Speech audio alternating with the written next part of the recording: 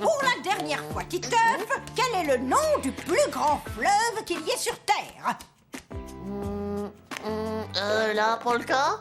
Oh, la Volga, enfin, Titeuf! Et ce n'est que le plus grand fleuve d'Europe! Qui saurait répondre?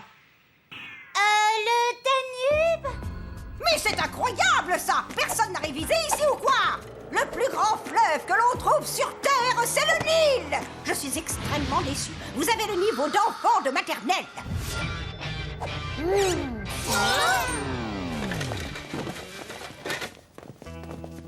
Ben alors, ça n'a pas l'air de gazer très fort, les enfants. Pire que ça, la maîtresse nous a traités d'incapables des neurones du cerveau. Et elle a dit qu'on ne fera jamais rien dans la vie. Est-ce que c'est vrai, monsieur Jantot? Mais pas du tout, vous êtes tous très brillants. Je sais comment faire ressortir votre créativité et vous redonner confiance. Vous allez créer un spectacle en puisant dans ce matériel, mais surtout dans votre imagination. C'est une super idée, on pourrait faire du théâtre sur des échelles. Ouais, ou alors de la poésie subaquatique. J'ai trop l'âge du slip, cette idée de spectacle. C'est très bien, les enfants. Je vois que votre imagination est en pleine ébullition. Au travail.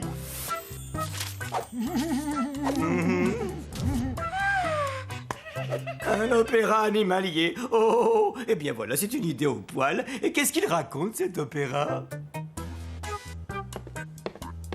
Ce serait l'histoire d'une marmotte qui, malgré les tentatives du sanglier et du lapin, n'arrive pas à se réveiller. Alors, le printemps, lui aussi, reste endormi.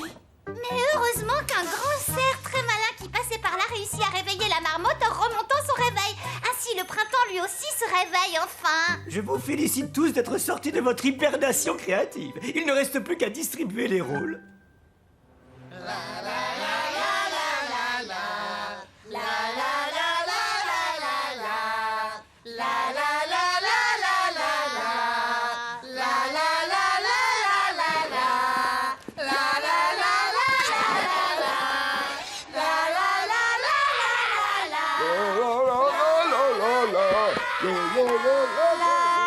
Nadia, quel doux sifflement sur le contralto.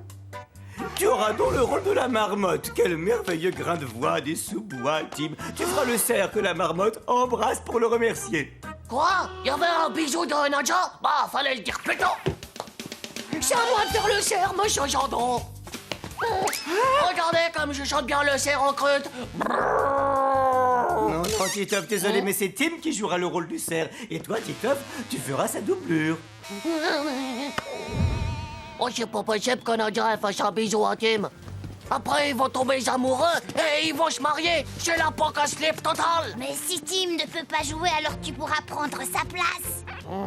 Non, Nacho, là, voilà la bonne idée. Je vais tout faire pour que Tim il puisse pas jouer le cerf. Et comme ça, je pourrais lui piquer le rôle. Ah ouais, comment tu vas t'y prendre? Eh ben, je vais devenir son coach. C'est la meilleure place pour le dégoûter et le faire abandonner. C'est plutôt sympa de ta part de m'aider à répéter mon rôle, Titeuf. Oh non, c'est normal entre copains. Je vais t'initier à la technique de l'in vitro. Cette méthode consiste à rentrer à fond dans la peau de ton personnage. C'est la même méthode que Kevin Lover dans l'attaque de la pizza géante. Ouais, je suis prêt pour le grand brame. Bras! Mais non, Tim, ça brame over méga plus fort que ça, un cerf. Comme ça. Écoute.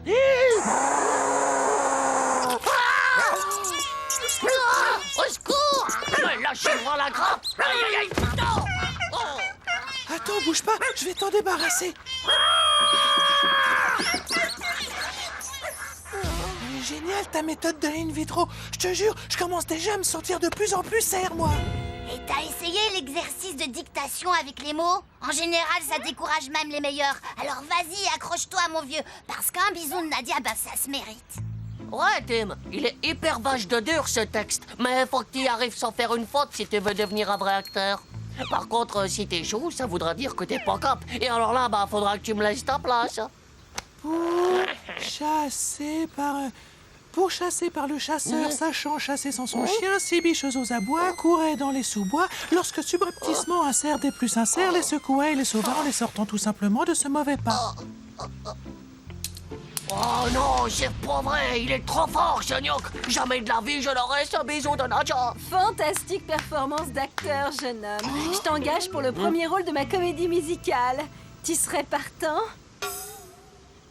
Bah, en fait, c'est que j'aurais adoré, mais je suis déjà prêt pour jouer dans un opéra avec ma classe. Mais non, tu vas quand même pas laisser passer une chance pareille, tête de biche. Vas-y, je veux bien faire ce sacrifice. Je vais te remplacer pour l'opéra. Surtout, ne me remercie pas. J'adore rendre service à mes meilleurs amis.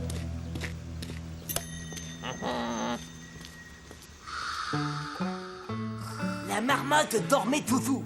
Rien ne pouvait la réveiller. Lorsqu'à la bonne heure, surgit un bel et intrépide sanglier.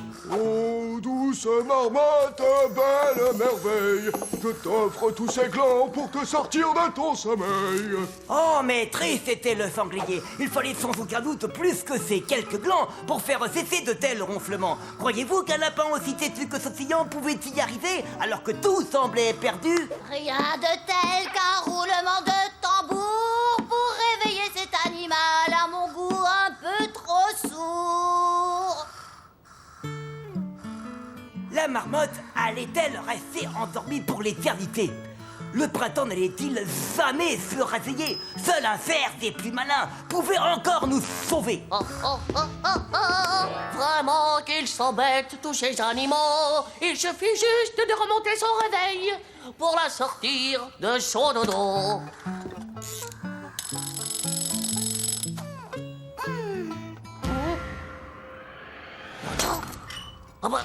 Qui c'est qui joue la marmotte alors?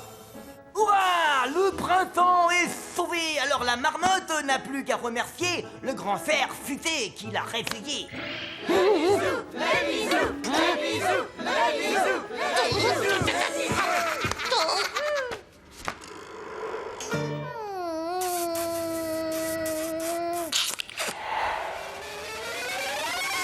Oh non, c'est pas juste.